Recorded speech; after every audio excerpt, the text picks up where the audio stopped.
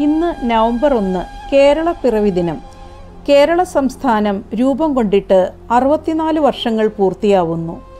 സ്വാതന്ത്ര്യലബ്ധിക്ക് ശേഷം ഐക്യ കേരളത്തിനു വേണ്ടിയുള്ള പ്രക്ഷോഭം ശക്തിപ്പെട്ടതിനെ തുടർന്ന് ഭാഷാടിസ്ഥാനത്തിൽ സംസ്ഥാനങ്ങളെ പുനഃസംഘടിപ്പിക്കാനുള്ള ഇന്ത്യ ഗവൺമെൻറ്റിൻ്റെ തീരുമാനപ്രകാരം തിരുവിതാംകൂർ, കൊച്ചി, മദ്രാസ് പ്രസിഡൻസിയുടെ മലബാർ പ്രദേശങ്ങൾ, ഇങ്ങനെ മലയാളം പ്രധാന ഭാഷയായ പ്രദേശങ്ങളെല്ലാം കൂട്ടിച്ചേർത്തുകൊണ്ട് 1956 നവംബർ 1 കേരള സംസ്ഥാനം രൂപീകരിച്ചു.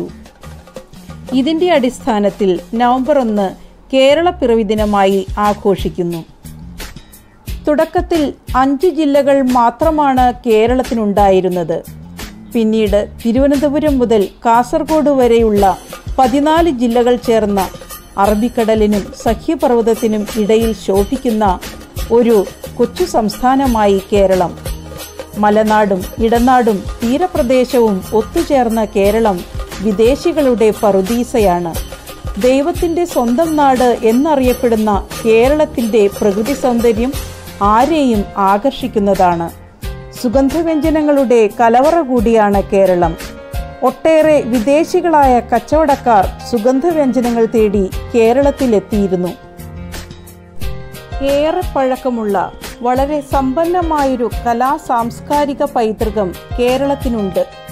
വൈവിധ്യമാർന്ന കലകളുടെ നാടാണ് കേരളം. ലോക പ്രശസ്തി ആർജിച്ച കലാരൂപമാണ് കഥകളി. മതപരവും സാംസ്കാരികവുമായ ഉത്സവാഘോഷങ്ങൾ നിറഞ്ഞ നാടാണ് കേരളം. സാഹോദര്യത്തിൻ്റെ മൂല്യങ്ങൾ ഉയർത്തിക്കാണിക്കുന്ന ഇവിടുത്തെ ഉത്സവങ്ങൾ ഒരു ജനതയുടെ മുഴുവൻ കൂട്ടായ്മയുടെ ആവിഷ്കാരം കൂടിയാണ്. കേരളീയരുടെ ദേശീയോത്സവമായ ഓണം ജാതിമതഭേദമന്യേ കേരളക്കര ഒന്നാകെ ആഘോഷിക്കുന്ന ഉത്സവമാണ്. കേരളത്തിൻ്റെ തനതായ ജലോത്സവമാണ് വള്ളംകളി. പ്രകൃതി ഭംഗിയും ഉത്സവ കാഴ്ചകളും കൊണ്ട് വിദേശികളായ സഞ്ചാരികളെപ്പോലും ആകർഷിക്കുന്നുണ്ട് കേരളം. ഒരു കാലത്ത് അന്ധവിശ്വാസങ്ങളും അനാചാരങ്ങളും ജാതീയതയും കൊടികുത്തി വാണിരുന്ന നാടായിരുന്നു കേരളം. അന്നത്തെ നവോത്ഥാന നായകന്മാരുടെ ത്യാഗപൂർണമായ സമരസത്യാഗ്രഹങ്ങളുടെ ഫലമായി ഈ നാട് ഇന്നു കാണുന്ന പ്രബുദ്ധ കേരളമായി മാറി. കേരള രൂപീകരണത്തിനു ശേഷം 1957 EMS നമ്പൂതിരിപ്പാട് ആദ്യത്തെ മുഖ്യമന്ത്രിയായി സ്ഥാനമേറ്റു. ഇന്ന് സാക്ഷരത, വിദ്യാഭ്യാസം, ആരോഗ്യം, മതസൗഹാർദ്ദം തുടങ്ങി ഒട്ടനവധി കാര്യങ്ങളിൽ കേരളം മറ്റു സംസ്ഥാനങ്ങളെക്കാൾ ബഹുദൂരം മുന്നിലാണ്. അഭിമാനിക്കാൻ നേട്ടങ്ങളേറെയുണ്ടെങ്കിലും ഒട്ടേറെ വെല്ലുവിളികളും കേരളം നേരിടുന്നുണ്ട്. പ്രകൃതി ചൂഷണം, മാലിന്യ സംസ്കരണം തുടങ്ങിയവ ഉയർത്തുന്ന പ്രശ്നങ്ങൾ ചെറുതല്ല. പ്രതിസന്ധി ഘട്ടങ്ങളിൽ മനസാന്നിധ്യം കൈവിടാതെ ഒറ്റക്കെട്ടായി നിന്ന് പ്രവർത്തിക്കുന്നവരാണ് മലയാളികൾ.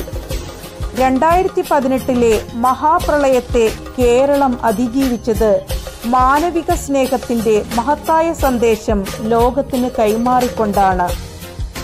ലോകത്തെ സ്തംഭിപ്പിച്ച COVID-19 എന്ന മഹാമാരിയെ ആദ്യഘട്ടത്തിൽ അതിശക്തമായി ചെറുത്തുനിന്ന് ലോക ശ്രദ്ധയാകർഷിച്ചെങ്കിലും ഇപ്പോൾ നിയന്ത്രണാതീതമായി കൊണ്ടിരിക്കുന്ന ഈ സാഹചര്യത്തിൽ ബ്രേക്ക് ദ ചെയിൻ ക്യാമ്പയിൻ ശക്തമാക്കിയിരിക്കുകയാണ്.